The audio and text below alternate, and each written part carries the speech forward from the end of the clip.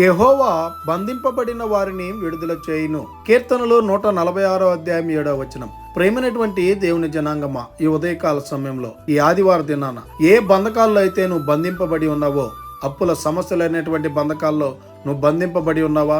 శ్రమలు అనేటువంటి బంధకాల్లో నువ్వు బంధింపబడి ఉన్నావా? కష్టాలు అనేటువంటి బంధకాల్లో నువ్వు బంధింపబడి ఉన్నావా? అనేక రకాలైనటువంటి సమస్యలు అనేటువంటి బంధకాల్లో నువ్వు బంధింపబడి ఉన్నావా? అయితే నీ కోసమే ఉదయకాల సమయంలో ఈ వాగ్దానం ద్వారా యేసుక్రీస్తు ప్రభుల వారు మాట్లాడుతూ ఉన్నారు. నువ్వు ఏ బంధకాల్లో బంధింపబడి ఉన్నా ఆయన సన్నిధానానికి వచ్చి ఆయన యందు మోకరించి, ఆయన యందు విశ్వాసం ఉంచి, ఆయన యందు భయభక్తులు కలిగి, ఆయన యందు నమ్మకం ఉంచి నువ్వు ప్రార్థన చేసినట్లయితే నీ ప్రతి బంధకాలను విడిపించేటువంటి దేవుడు ఆ యేసుక్రీస్తు ప్రభుల వారు. కనుక ఇక నుంచైనా ఆయన మందిరానికి మనం వచ్చి ఆయనకు ప్రార్థన చేసేటువంటి వారంగా ఉండాలని కోరుకుంటూ ఈ దిన వాక్యం ద్వారా దేవుడు బలపరచునుగాక. ఆమేన్.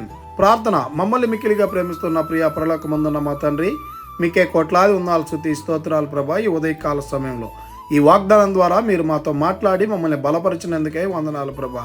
అవును తండ్రి, ఎవరు ఏ బంధకాల్లో అయితే బంధింపబడి ఉన్నారో వారి ప్రతి బంధకాల్లో నుంచి వారిని విడిపించమని ప్రార్థన చేస్తూ ఉన్నాం. ఈ ఉదయకాల సమయాన ప్రభా, ఎవరైతే నీ మందిరానికి రావాలని ఆశ కలిగి జీవిస్తున్నారో వారిని త్వరపడి నీ మందిరానికి నడిపించమని ప్రార్థన చేస్తూ ఉన్నాం.